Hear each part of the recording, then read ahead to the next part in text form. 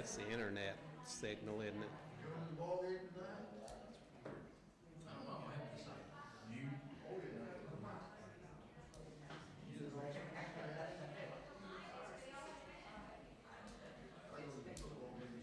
Have you got internet and everything?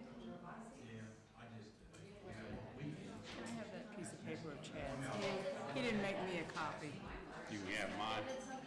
Well, I'll take it afterwards because I just want to put it in the file. You only have to fill it. I'll bring you, I got a minute.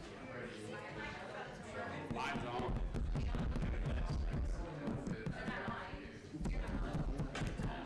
Must be turned off back yonder.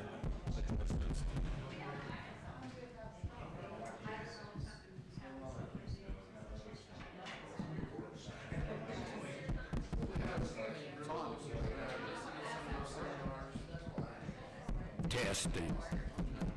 it's on. Test. It's on. Didn't sound like it. Good morning. I looked at it. Yeah, I think it's You want me to sing, Scott? You want me to sing?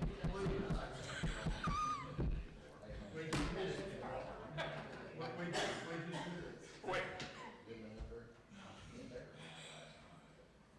Yeah, he said it was nice.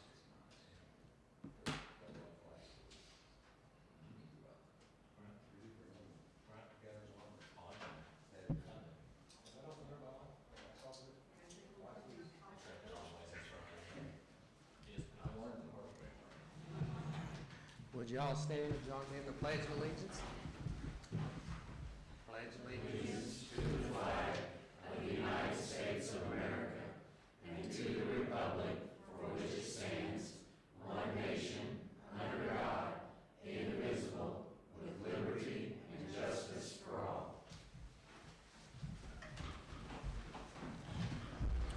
All right, good morning.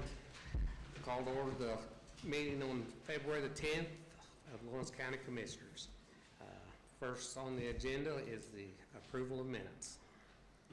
Move for approval? Second. Got a first and a second. All in favor say aye. Aye. Aye.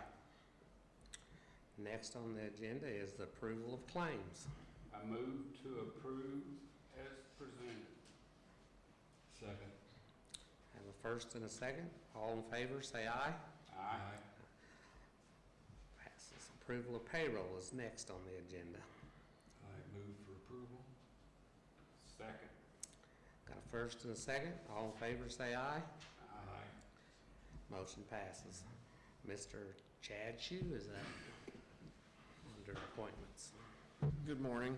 The Commissioners are the appointing body for our advisory board. We currently have 3 vacancies.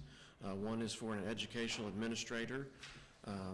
You guys are able to appoint whoever you want that fits that role, but 2 people that the board has recommended are Todd Tanksley and Kimberly Webb. So amongst your discussion, you guys can decide who you want to appoint. It can be one of those 2 or it can be someone else that fits that role. In terms of community member, we need 2 community members appointed to the board. One person that the board has recommended that we feel is a really good fit would be Scott Salm. He's involved in the recovery community and a pastor at the Free Methodist Church. We would be happy to have him appointed. At this time, we don't have a recommendation for the second community member. So if as a group, you as the commissioners have someone you want to recommend that would be willing to participate as a community member, you're welcome to recommend someone for that appointment. If not, we meet on March 11th, and I will come back with some more names at that time. Okay. Okay.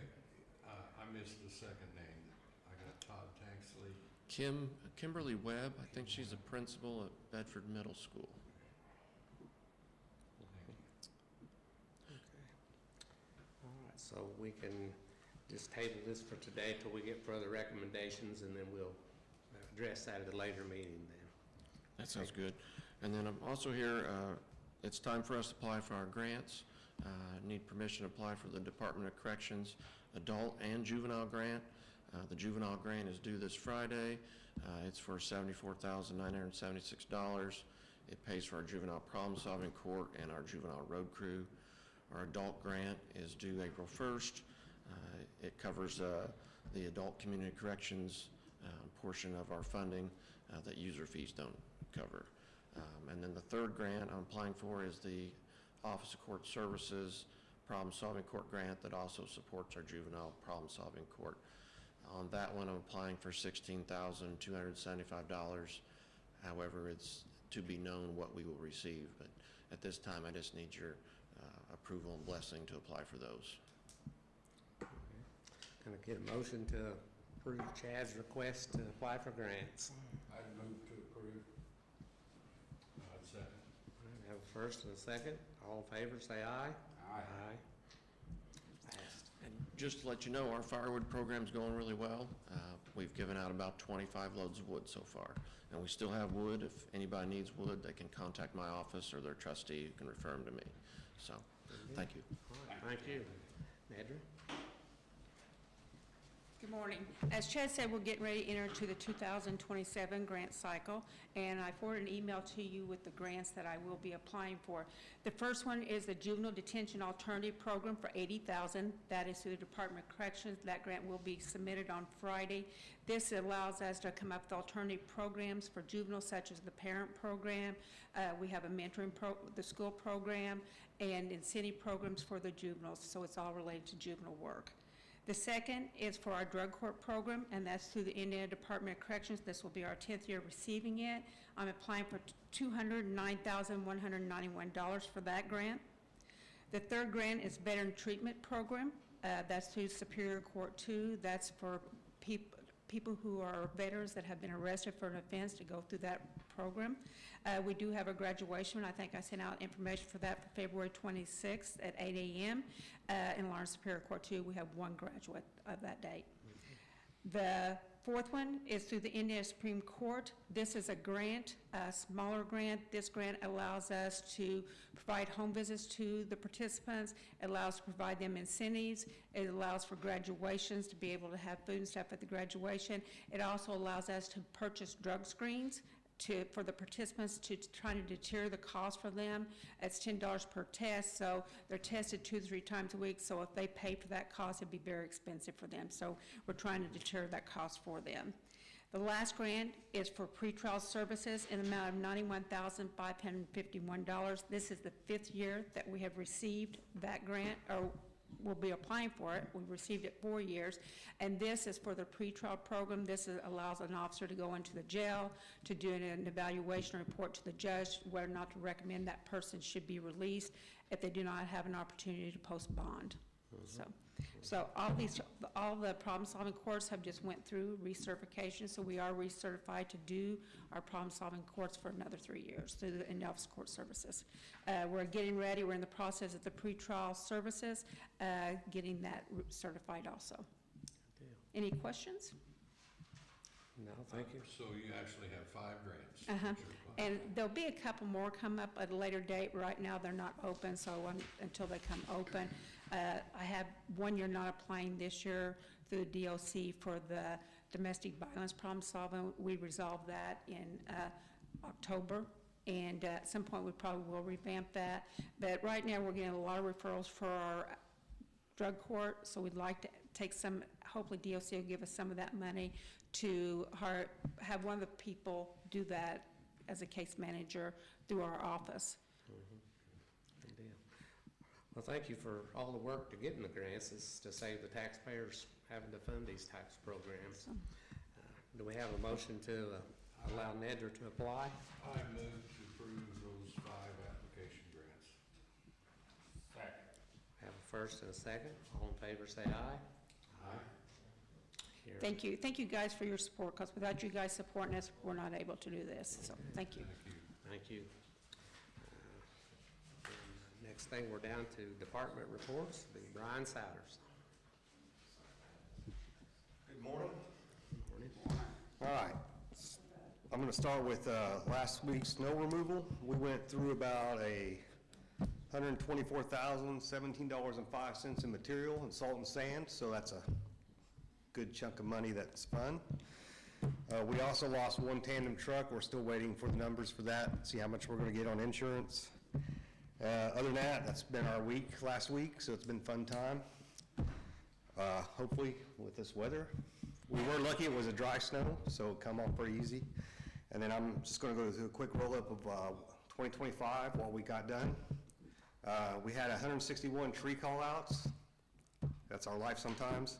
We installed 14 driveway culverts, 46 road culverts, 15.3 paved miles, 31.8 miles of chip and seal, about 1,026 overtime hours for snow removal, and 387 hours for miscellaneous overtime last year for the highway department.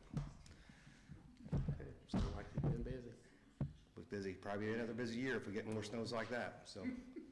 I'm ready for pothole season, gentlemen. Be honest with you. Someone asked me one day this past week why all of our county trucks were lined up, all heading out. We were hauling sand. And I told them you were replenishing your sand stockpile. Yeah, we went through it pretty quick. We got 200 tons hauled in last week, so we're ready for whatever comes next. Good deal. So, Good deal. Good job. Good Matt. job. Yeah. Yeah, thank you. you. That's the guys, they did a good job. Well, pass along Yeah. how much we appreciate your work. Will do. Thank you. Looks like Valerie's not here, so Scott's standing in for her. I was teaching class this morning, so. Don't have a lot on our list today. We are currently reviewing plans and procedures. We're expecting some new templates to come down from the state, so we're trying to get ready for that. And the other thing that I had was we want to remind folks to get their address numbers posted on their mailbox or their house so they can be seen. That's always a problem, especially when there's doing night responses or heavy snow responses, to be able to find people's addresses. So we like to see a 3 or 4 inch reflective letter posted or number posted with their address on it, so we can find them easier. And I'll reiterate, this is about the 5th time I've said this probably. If you're interested in one of those signs that really looks very professional and is really easy to pick up at night, go to your volunteer fire department. I don't know whether all of them are making those. I don't know if they all are or I not. know Indian Creek makes them, and I think some of the other fire departments do. And they're very low cost, and Yeah. they really stand out. Yeah, very helpful. One thing I noticed, and when people put their numbers on their post instead of on the mailbox, it's down low enough that a snow like we just had, it gets covered up pretty easy. So I want to make sure it's up there where we can see it. So that's all I got. All right, thank you, Scott. Thanks, Scott. Sheriff Greg Day. Morning. I really don't have anything, so I'll give you the jail numbers and be done. Had 74 this morning, 63 males, 11 females, holding 4 for DOC. We have 0 parole holds, and then we have 2 level 6 felons that are serving their time here. So that's all I have, unless you all have anything for me. Thanks, Sheriff. Thank All you a right, lot, appreciate thanks. it. Looks like we don't have anything under old business, so we'd entertain a motion for adjournment. So moved.